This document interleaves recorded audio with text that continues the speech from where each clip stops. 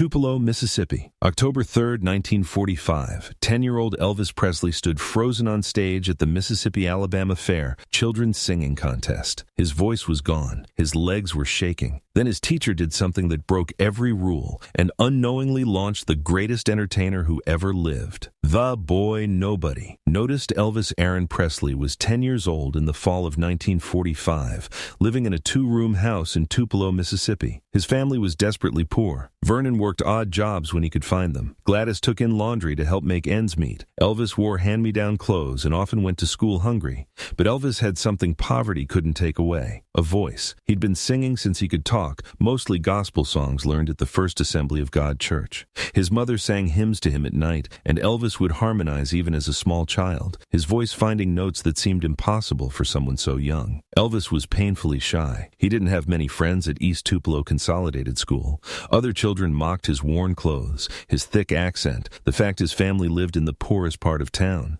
Elvis spent most of his time alone, singing quietly to himself, dreaming of a life different from the poverty surrounding him. But what Elvis didn't know was that his 5th-grade teacher, Mrs. Oleta Grimes, was about to change everything. But the real story starts with what nobody expected: the teacher who saw something. Mrs. Grimes was the kind of teacher who actually saw her students, not as names in a gradebook, but as individuals with potential. She noticed that Elvis, despite his shyness and poverty, would sometimes hum or sing softly during quiet work time. One day, she asked him to sing something for her after class. Elvis was terrified, but Mrs. Grimes was gently insistent. "I just want to hear what you've got, Elvis. Nobody else is here, just you and me." Elvis sang Old Shep, a sad ballad about a boy and his dog. His voice, even at 10 years old, had a quality Mrs. Grimes had never heard before: raw emotion, natural vibrato, perfect pitch. When he finished, Mrs. Grimes had tears in her eyes. "Elvis, that was beautiful. Have you ever sung for an audience?" "No, ma'am. Just at church sometimes, but quiet-like. I don't like people looking at me." Mrs. Grimes made a decision that would ripple through music history. "Elvis, the Mississippi-Alabama Fair is coming to town next week. They have a children's singing contest. I think you should enter." Elvis's eyes went wide with fear. "No, ma'am, I couldn't. I'd be too scared. I'll be there with you," Mrs. Grimes promised. And Elvis, sometimes the things that scare us most are the things we're meant to do. Over the next week, Mrs. Grimes worked with Elvis during lunch periods and after school. She taught him how to stand, how to project his voice, how to look at the audience instead of his feet. Elvis was terrified the entire time,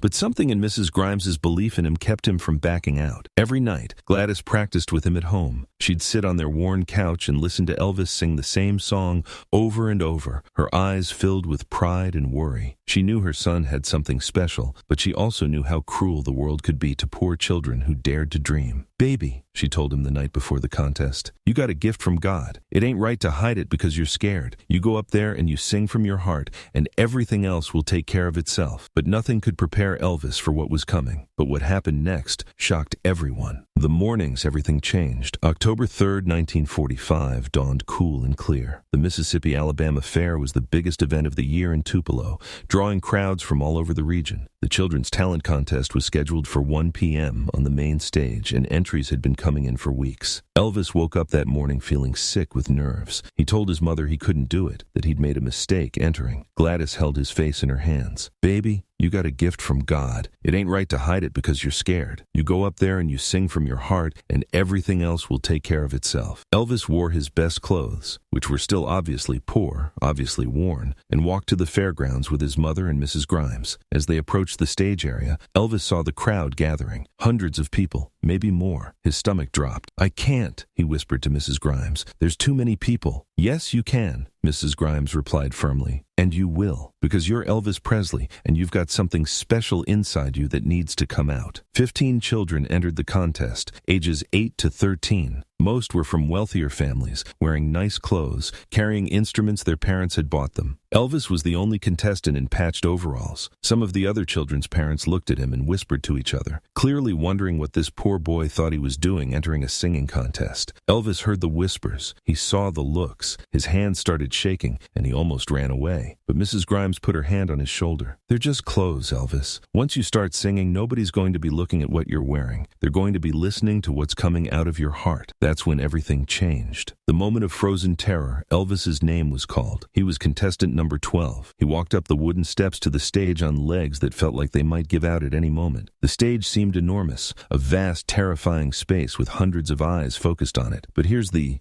detail that made everything worse. Elvis was too short to reach the microphone. Someone brought out a chair and placed it in front of the microphone stand. Elvis had to climb onto the chair just to reach it. Standing on that chair, in his patched overalls, in front of hundreds of people who were already judging him, Elvis felt more exposed and vulnerable than he'd ever felt in his life. The announcer asked Elvis his name and what he'd be singing. "Elvis Presley," he managed to say, his voice barely audible. "I'm going to sing Old Shep." Someone in the crowd laughed. Whether at his clothes or his thick accent or his nervousness or the fact that he was standing on a chair, Elvis didn't know, but he heard it, and his face flushed red with humiliation. Mrs. Grimes, standing at the side of the stage, caught his eye and nodded encouragingly. Gladys, in the front row, smiled at him with such love and pride that Elvis felt a little bit of courage flow into him. The music teacher at the piano played the introduction. Elvis opened his mouth to sing. Nothing came out. His throat had closed with terror. He stood there on that chair, frozen, unable to make a sound while the piano played on. Some people in the crowd started whispering. A few children in the back started giggling. Think about this for a second. Imagine being 10 years old, poor, wearing worn-out clothes, standing on a chair in front of hundreds of people who are already judging you, and suddenly you can't remember how to make sound come out of your mouth. Would you run? Would you cry? What would you do? The biggest surprise is still coming. The rule that was broken. Mrs. Grimes did something that technically wasn't allowed in the contest. She walked onto the stage and stood beside Elvis on that chair. She put her hand on his shoulder and whispered in his ear, loud enough for the people in the front rows to hear. "Remember what I told you, Elvis. Close your eyes. Forget they're here. Just sing like you're singing to your mama at home. Just you, your voice, and the song." Elvis closed his eyes. He took a deep breath, and then from somewhere deep inside, the voice came out. Old Shep. He was faithful. He was kind and true. The voice that came out of that small, scared 10-year-old boy standing on a chair was unlike anything the crowd had heard before. It wasn't perfect. He was nervous. His voice shook in places. He still forgot some words and had to improvise, but it was real, raw, filled with so much emotion that people stopped whispering and started listening. Elvis sang about a boy and his dog, and somehow every person in that audience felt like they were that boy, losing something they loved. His voice cracked on the high notes, but the cracks made it more genuine, more heartbreaking. When he forgot words, he made up new ones that actually fit the story better. Mrs. Grimes stayed beside him for the first verse, then quietly slipped off stage, letting Elvis finish on his own. And something miraculous happened. Elvis forgot to be scared. He got lost in the song, in the story, in the music. His eyes stayed closed for most of the performance, but when he opened them near the end, he wasn't seeing the crowd. He was seeing the story. When he finished, there was a moment of absolute silence. Elvis stood there on that chair, terrified again, certain he had failed. Then someone started clapping, then someone else. Then the entire fairground erupted in applause. You won't believe what happened next. 5th place and a future. Elvis finished in 5th place that day. He didn't win 1st, 2nd, 3rd, or even 4th, but none of that mattered. His prize was $5 in tickets to ride the fair attractions, a fortune to the Presley family, and pure magic to a 10-year-old boy. But what mattered more than any prize was what happened after. People came up to Gladys asking about her son's voice, where he learned to sing, whether he'd had training. Mrs. Grimes was congratulated for discovering such talent, but most importantly, Elvis himself had discovered something, that his voice could make people feel something, that music could transport him beyond his poverty and his shyness, that he had power when he sang that he didn't have anywhere else in his life. "Mama," Elvis said that night as Gladys tucked him into their shared bed in their tiny house, "when I was singing and I forgot they were watching me, I felt like I could fly, like I wasn't scared of nothing." "That's your gift, baby," Gladys whispered. "That's what God gave you. Don't you ever forget how that felt." Elvis clutched those fair tickets in his small hand as he fell asleep that night. $5 and some carnival rides seemed like all the riches in the world, but what he'd really won was something money couldn't buy. The knowledge that he had something special, something worth sharing, something that could make people feel. The next morning, Elvis woke up different. Not confident exactly, but less afraid. He'd stood on that stage, he'd frozen, he'd failed for a moment, and then he'd succeeded. And the world hadn't ended. In fact, people had applauded. But this is just the beginning. The guitar that changed everything. For his 11th birthday, a few months later, Gladys and Vernon scraped together enough money to buy Elvis a guitar from Tupelo Hardware Company. It cost $7.75, more money than they could afford, but Gladys insisted. "That boy's got something special," she told Vernon. We can go without things we need, but he can't go without that guitar. It's his future. The guitar was cheap, the strings were rough, and it went out of tune constantly. But to Elvis, it was the most beautiful thing he'd ever owned. He taught himself to play, spending hours in their tiny house picking out melodies and chords. Elvis carried that guitar everywhere, to school, to church, down the dirt roads of East Tupelo. The shy boy who had frozen on stage began to find confidence through his music. He sang at school assemblies, at church gatherings, anywhere people would listen. Mrs. Grimes continued to encourage Elvis throughout his school years. She let him perform in class, she entered him in other contests, and she constantly reminded him that his background didn't define his potential. Elvis, she told him one day after he'd performed in a school assembly, "You remember that day at the fair when you froze?" Elvis nodded. He'd never forget it. That was the most important moment of your life. Not because you froze, but because you didn't quit. You could have run off that stage. You could have never sung again, but you didn't. You found your voice and you shared it. That's courage, Elvis. That's what makes someone special. Years later, after Elvis became famous, a reporter asked him about his first performance. Elvis's answer revealed how important that day had been. "I was 10 years old, wearing hand-me-downs, standing on a chair on a stage in Tupelo, and I froze. I completely froze. My teacher, Mrs. Grimes, she could have let me fail. Instead, she came up there and told me to close my eyes and just sing. That's the best advice anyone ever gave me. Close your eyes to what scares you and open your heart to what you love. I've used that advice every single performance since." Don't miss this crucial detail, what Mrs. Grimes knew. In a 1957 interview, after Elvis had become famous, Mrs. Oleta Grimes was asked about that day at the fair and whether she knew she was helping launch a legend. "I didn't know anything about launching legends," she said. "I just knew that Elvis Presley was a frightened little boy with extraordinary talent, and that if someone didn't help him past his fear, the world would never hear what he had to give. I'm just glad I was there that day." Mrs. Grimes also revealed something Elvis never knew. She had actually broken contest rules by going on stage during his performance. The judges considered disqualifying him because of it, but after hearing him sing, they decided that whatever rules had been broken, the performance itself deserved recognition. "I would have done it even if it meant he was disqualified," Mrs. Grimes said. "That boy needed to know that someone believed in him enough to break rules for him. Sometimes that's what teaching is, showing a child that they're worth breaking rules for." Mrs. Grimes kept a scrapbook of Elvis's career.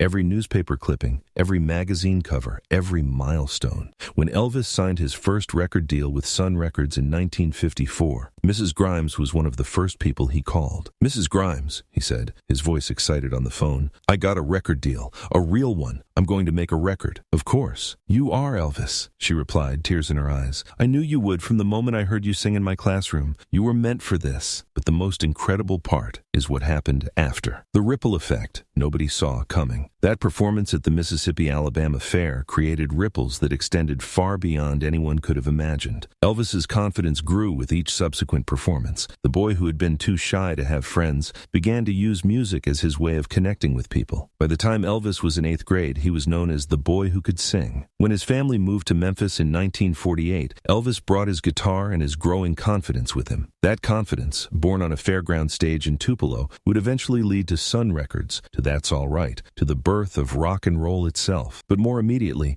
Elvis's performance inspired other poor children in Tupelo to believe they had something valuable to offer. Mrs. Grimes reported that in the years following Elvis's performance, more children from poor families entered the fair's talent contests. Several went on to have music careers of their own, directly citing Elvis's performance as their inspiration. "If that poor Presley boy could get up there and sing like that," one of them later said, "then maybe I could too." The message spread through the poor communities of Tupelo. Talent wasn't just for rich kids. If you had something to give, you could get up on that stage and give it, no matter what you wore or where you came from. And the legacy continues today. Elvis never forgot. Throughout his career, Elvis maintained contact with Mrs. Grimes. He sent her tickets to his concerts, called her on holidays, and credited her publicly for giving him his start. When Mrs. Grimes retired from teaching in 1963, Elvis sent her a generous check and a note. "For the teacher who broke the rules to help a scared little boy. Everything I've achieved started with your faith in me. Thank you for not letting me run away that day." When Mrs. Grimes passed away in 1974, Elvis attended her funeral in Tupelo. He sang "How Great Thou Art" at her service, his voice breaking with emotion. Afterward, he told reporters, "Mrs. Grimes taught me that sometimes the bravest thing you can do is believe in someone when nobody else does, and that sometimes breaking rules is the most important thing you can do. She saved me that day on the fairground stage, and in doing so, she changed my whole life." Elvis established a scholarship in Mrs. Grimes's name at the University of Mississippi's School of Education, specifically for students who plan to teach in low-income communities. The scholarship still exists today, having helped hundreds of future teachers pursue their calling. Every recipient of the Mrs. Oleta Grimes Teaching Scholarship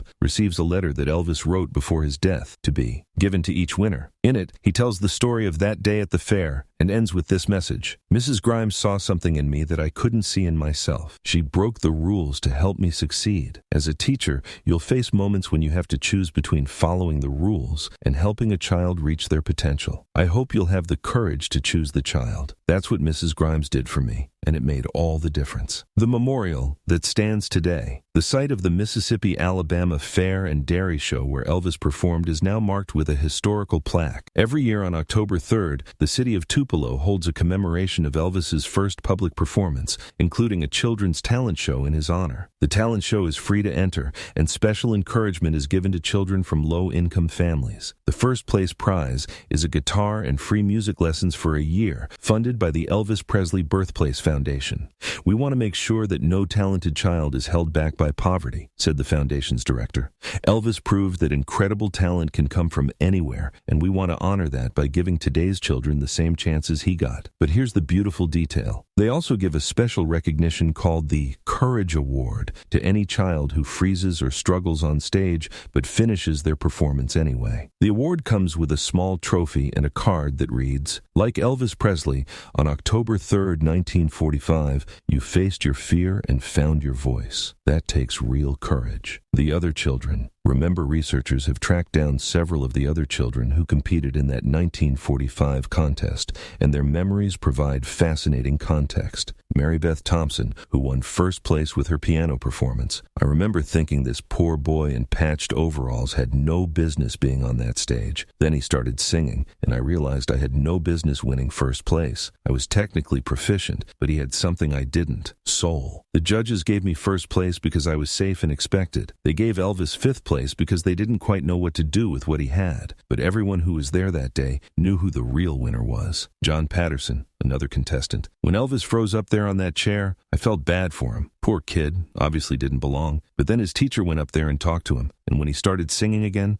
everything changed. You could feel it in the crowd. People stopped being critical and started really listening. I went home and told my parents I'd never heard anything like it. My father said, 'That boy's going places.' He was right." Sarah Mitchell, who was in the audience. "I was 12 years old and I'd gone to the fair with my family. When that little boy climbed up on that chair and froze, I felt so bad for him. I almost started crying myself. But when he finally sang, it was like the whole world stopped. I'd never heard anything so beautiful. I told my friends afterward that we'd just seen something special, something we'd remember our whole lives. I was right." The truth about frozen moments. The story of 10-year-old Elvis freezing on stage teaches us something profound about potential, fear, and the impact of one person's faith in us. First, it reminds us that legendary talent doesn't always present itself confidently. Sometimes it's found in scared children standing on chairs, wearing patched overalls, who need someone to believe in them enough to help them pass their fear. Second, it shows us that breaking rules sometimes serves a higher purpose. Mrs. Grimes wasn't supposed to be on that stage,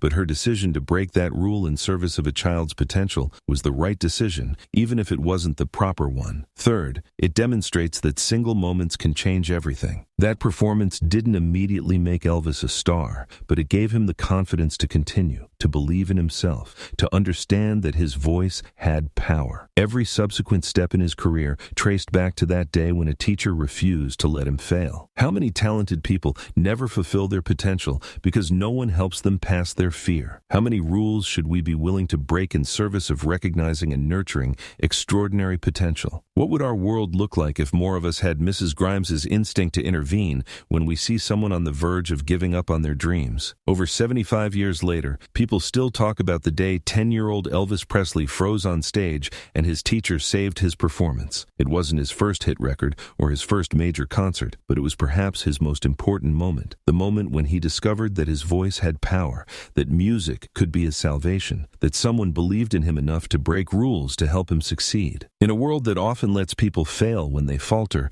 this story reminds us of the transformative power of intervention, of faith, of refusing to let someone give up on themselves when they're on the verge of something great. Elvis came to that fairground as a scared poor boy standing on a chair in patched overalls who almost ran away before his turn came. He left with $5, fare tickets, a belief in his own potential, and the confidence that would eventually carry him to become the king of rock and roll. All because one teacher saw past his fear to his gift and was willing to break the rules to help him share it. Elvis froze on stage, but someone chose to believe in him. That belief changed the direction of music. That October day in 1945, 10-year-old Elvis Presley learned that his voice could move people, that fear could be overcome, and that someone believed in him enough to risk breaking rules to help him succeed. Mrs. Aleta Grimes showed us that teaching isn't just about following protocols. It's about recognizing potential and doing whatever it takes to help students realize it. If this story moved you, think about the people in your life who might be on the verge of giving up on their potential because of fear. Be there, Mrs. Grimes. Break the rules if you have to. Believe in them when they can't believe in themselves. Subscribe to Elvis Presley Legacy Stories to discover more moments that prove every legend started as someone who needed someone else to believe in them first. Share this story with teachers, parents, and anyone who works with young people, because the next Elvis might be right in front of you, waiting for someone to help them pass their fear. Because that's what real legends do. They help create other legends.